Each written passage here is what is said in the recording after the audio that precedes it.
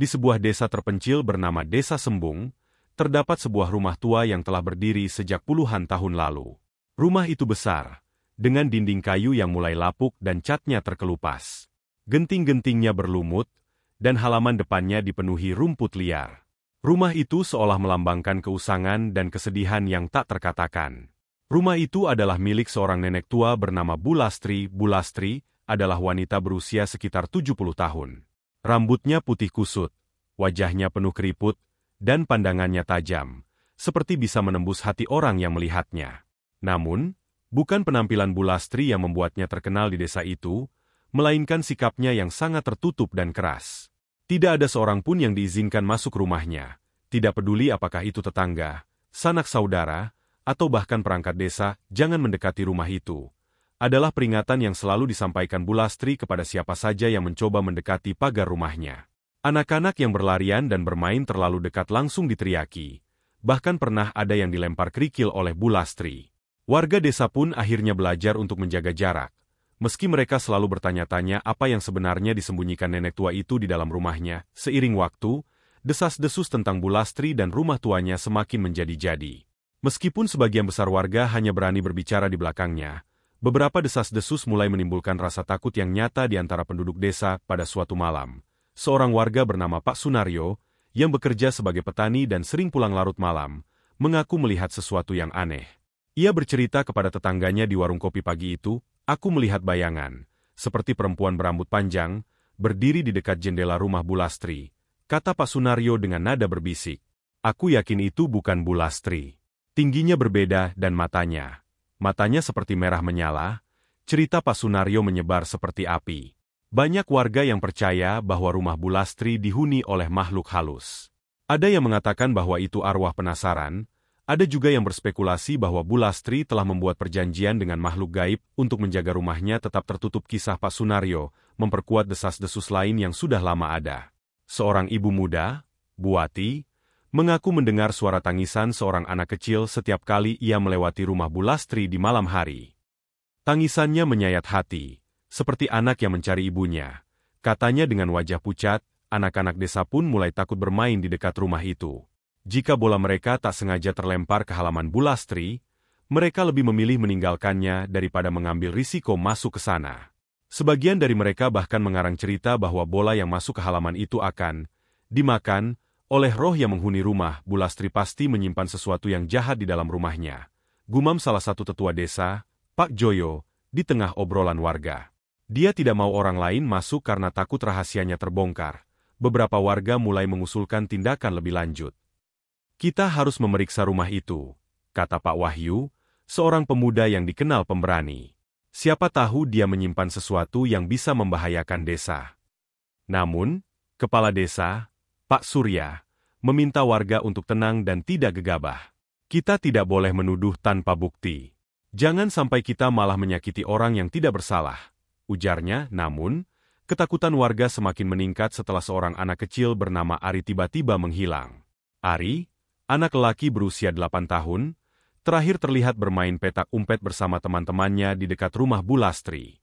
Ketika teman-temannya mulai mencarinya, mereka melihatnya berdiri di dekat pagar rumah Bu Lastri, seolah-olah sedang mendengarkan sesuatu.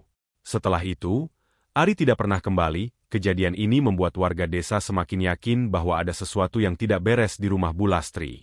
"Anak itu pasti diambil oleh penghuni gaib di rumah itu," seru salah satu ibu dengan panik. Beberapa warga mendatangi rumah Bu Lastri malam itu juga, menuntut penjelasan. Mereka membawa obor dan mengetuk pintu dengan keras. "Bu Lastri, keluar. Apa yang kau sembunyikan di dalam rumahmu?" teriak Pak Wahyu, dengan nada marah. Namun, Bu Lastri tidak membuka pintu. Dari balik jendela, ia hanya mengintip dan berteriak, "Pergi! Jangan ganggu aku.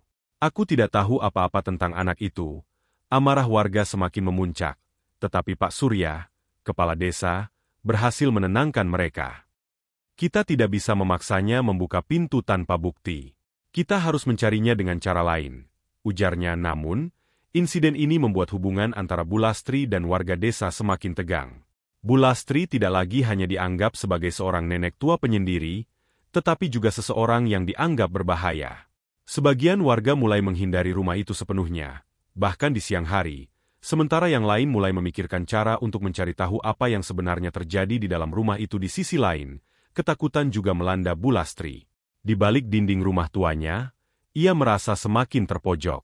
Setiap hari, ia melihat bayangan warga yang berbisik-bisik di luar pagar rumahnya. Ia tahu bahwa mereka membicarakannya. Namun, ia juga tahu bahwa jika ia membiarkan orang lain masuk, rahasia yang selama ini ia simpan rapat-rapat akan terbongkar. Tak ada yang boleh tahu, bisiknya pada dirinya sendiri, menatap foto tua di meja kayu yang usang. Tangannya gemetar saat ia merapikan boneka lusuh di kursi dekat jendela. Mereka tidak akan mengerti.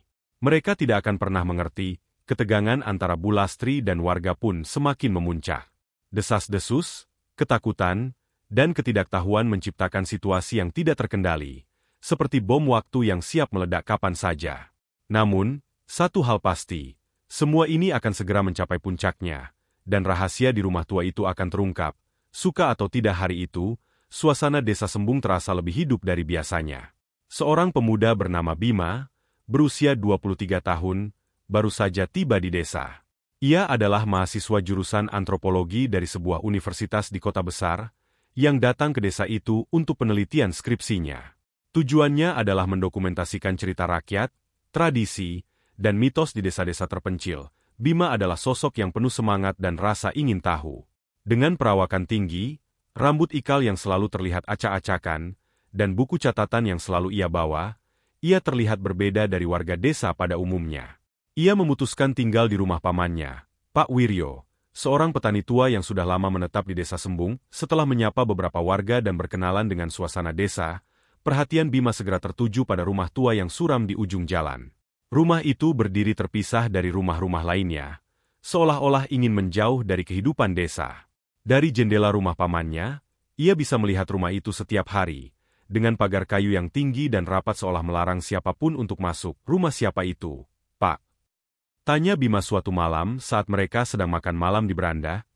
Pak Wiryo menghela napas panjang sebelum menjawab. Itu rumah Bu Lastri. Orangnya sudah tua, penyendiri, dan, ya, sedikit aneh.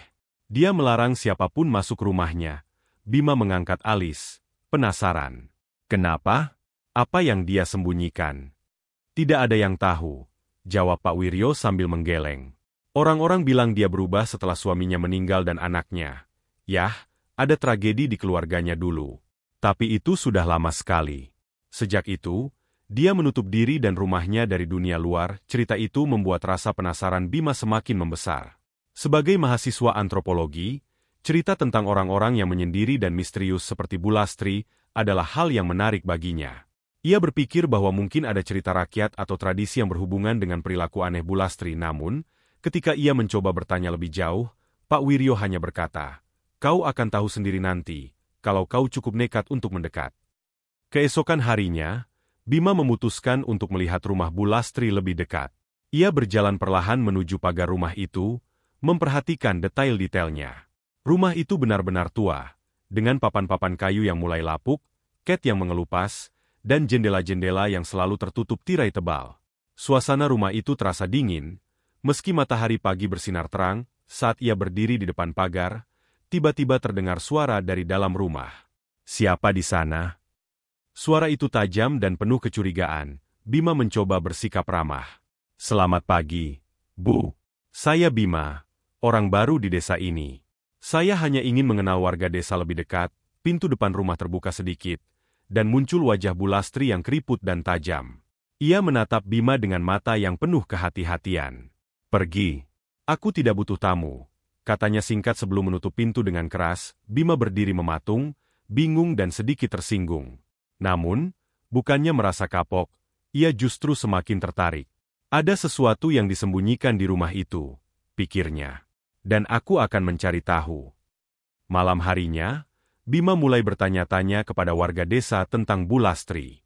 Ia pergi ke warung kopi dan berbincang dengan para lelaki yang sedang duduk santai di sana. Bu Lastri? Jangan coba-coba mendekati rumahnya, kata Pak Joyo, seorang tetua desa. Dia itu aneh. Dulu ramah. Tapi sekarang, dia seperti punya dunia sendiri. Orang bilang dia menyimpan sesuatu di dalam rumahnya, tambah Pak Sunaryo. Mungkin barang pusaka, mungkin sesuatu yang tidak ingin kita lihat. Bima mencoba mencatat semua cerita yang ia dengar, tetapi sebagian besar adalah desas-desus dan spekulasi. Ia tahu bahwa cerita-cerita itu perlu diverifikasi, tetapi ia juga tahu bahwa semakin ia mendekat ke rumah itu, semakin ia berisiko menghadapi kemarahan Bulastri, namun, rasa ingin tahunya tidak bisa dibendung. Ia mulai mengamati rumah itu dari kejauhan setiap malam, berharap menemukan sesuatu yang bisa memberinya petunjuk. Pada suatu malam, ia melihat sesuatu yang membuat bulu kuduknya meremang. Ada bayangan seseorang di jendela rumah Bulastri, tetapi bayangan itu terlalu kecil untuk ukuran tubuh Bulastri. Bima mulai bertanya-tanya, siapa sebenarnya yang tinggal di rumah itu? Apakah Bulastri benar-benar sendirian, seperti yang dikatakan warga? Ataukah ada orang lain, atau sesuatu, yang selama ini disembunyikan di dalam rumah tua itu? Kedatangan Bima menjadi pemicu dari serangkaian kejadian yang akan mengungkap rahasia besar di rumah tua itu. Sebuah rahasia yang tidak hanya akan mengejutkan dirinya, tetapi juga seluruh warga desa Sembung. Pagi itu, udara di desa Sembung terasa segar. Tetapi suasana di depan rumah Bulastri justru begitu menegangkan. Bima memutuskan untuk memberanikan diri mendekati rumah tua yang selama ini membuat rasa penasarannya membuncah. Ia melangkah pelan menuju pagar kayu yang terlihat rapuh, tetapi anehnya tetap berdiri kokoh seperti penjaga setia rumah itu. Ketika Bima berdiri di depan pagar, ia merasakan keheningan yang janggal. Tidak ada suara burung, tidak ada suara angin yang biasa menggoyangkan dedaunan. Hanya ada keheningan, seolah rumah itu memiliki auranya sendiri yang membuat sekitarnya seperti dunia lain. "Permisi," panggil Bima, mencoba terdengar sopan. Suaranya memecah keheningan, tetapi tidak ada jawaban. Ia memutuskan mengetuk pintu pagar pelan. Ketukan itu nyaring, membuat suara gemeretak yang menggema. Dari dalam rumah, terdengar suara langkah kaki yang menyeret di lantai kayu. Langkah itu mendekat ke pintu depan, diikuti oleh suara kunci yang diputar. Pintu depan terbuka sedikit, memperlihatkan sosok Bulastri yang berdiri di ambang pintu. Matanya tajam menatap Bima dengan penuh kecurigaan. "Siapa kau?" tanya Bulastri dengan nada dingin. Bima tersenyum, mencoba mencairkan suasana. "Selamat pagi, Bu. Saya Bima, mahasiswa yang baru saja pindah ke desa ini. Saya sedang menulis penelitian tentang tradisi dan cerita rakyat di desa. Saya hanya ingin mengenal Ibu dan mungkin mendengar cerita dari Ibu tentang desa ini." Wajah Bulastri tetap dingin. Ia menyipitkan matanya, menatap Bima seolah ingin menilai apakah pemuda ini jujur atau hanya mencari masalah. "Tidak ada yang perlu kau tahu tentang rumah ini. Pergi." Bima terkejut dengan penolakan yang begitu cepat. "Maaf, Bu, saya tidak bermaksud mengganggu. Saya hanya ingin pergi," potong Bulastri dengan suara yang lebih keras. Matanya bersinar dengan amarah, dan untuk sesaat, Bima merasa ada sesuatu yang ganjil di balik tatapan itu. Sesuatu yang lebih dari sekadar kemarahan. Seperti ketakutan yang mendalam, Bima mengangkat kedua tangannya, memberi isyarat bahwa ia menyerah. "Baik, Bu. Saya tidak akan memaksa. Maaf kalau saya sudah mengganggu." Ia melangkah mundur, tetapi matanya tetap tertuju pada Bulastri. Perempuan tua itu terus menatapnya sampai ia benar-benar pergi menjauh. Saat berjalan kembali ke rumah pamannya, pikiran Bima dipenuhi dengan berbagai pertanyaan. Tatapan Bulastri, nada suaranya, bahkan caranya menutup pintu dengan cepat, semuanya terasa ganjil. Dia tidak sekadar marah, pikir Bima. Dia seperti menyembunyikan sesuatu, atau melindungi sesuatu di malam harinya. Saat makan malam, Bima menceritakan pertemuan itu kepada Pak Wiryo. Pamannya hanya menggeleng dan tertawa kecil. "Kau berani sekali, Bima. Orang desa saja sudah lama menyerah mencoba berbicara dengan Bulastri, tapi dia terlihat takut." "Pak, bukan hanya marah. Ada sesuatu yang dia sembunyikan di rumah itu," kata Bima serius. "Apa mungkin ada sesuatu yang benar-benar membuatnya seperti ini?" Pak Wiryo termenung sejenak. "Bulastri itu bukan orang jahat, Bima. Tapi apa yang dia alami dulu pasti sangat berat. Kehilangan suami dan anaknya secara mendadak bukan hal yang mudah diterima. Mungkin dia hanya tidak ingin siapapun tahu apa yang terjadi sebenarnya." Namun, rasa penasaran Bima tidak kunjung reda. Ia yakin bahwa Bulastri tidak hanya menyembunyikan masa lalu. Ada sesuatu di dalam rumah itu yang membuatnya begitu melindungi batasannya. Dan ia tahu, cepat atau lambat, ia harus kembali untuk mencari jawaban. Malam itu, Bima duduk di teras rumah, menatap rumah Bulastri yang gelap dan sunyi dari kejauhan. Ia melihat jendela rumah itu sedikit terbuka, dan untuk sesaat, ia merasa melihat bayangan seseorang berdiri di sana, memperhatikannya. Tetapi saat ia mengedipkan mata, bayangan itu menghilang, meninggalkan rasa dingin di tengkuknya. Pertemuan pertama itu hanyalah awal dari misteri yang akan semakin dalam. Dan tanpa disadari, langkah kecilnya ke rumah tua itu telah memulai sebuah perjalanan yang akan mengubah hidupnya dan seluruh desa selamanya. Tak lama setelah itu, Bima memutuskan untuk menyelinap ke dalam rumah Bulastri saat ia pergi ke pasar. Saat masuk, ia mendapati rumah itu penuh dengan barang-barang lama yang berdebu. Namun, yang paling mengejutkan adalah sebuah kamar kecil di sudut rumah. Di dalamnya, ada sebuah tempat tidur kecil dengan boneka lusuh dan foto seorang anak kecil. Bulastri tiba-tiba pulang lebih cepat dan memergoki Bima.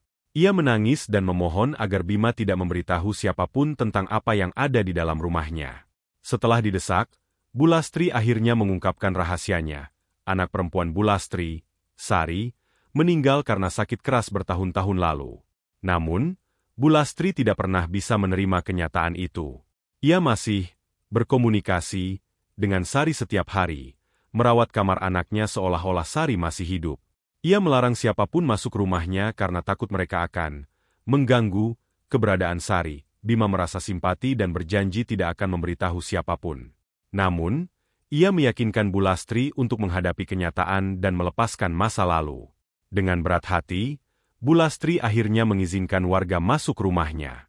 Mereka membantu membersihkan rumah dan mengadakan doa bersama untuk Sari. Setelah itu, Bulastri mulai berubah. Ia perlahan membuka diri kepada warga desa. Meski butuh waktu, ia akhirnya bisa menerima kepergian anaknya dan menjalani hidup dengan lebih tenang. Terkadang, seseorang yang terlihat keras dan misterius menyimpan luka mendalam yang tidak terlihat. Dengan rasa empati dan dukungan, luka tersebut bisa disembuhkan.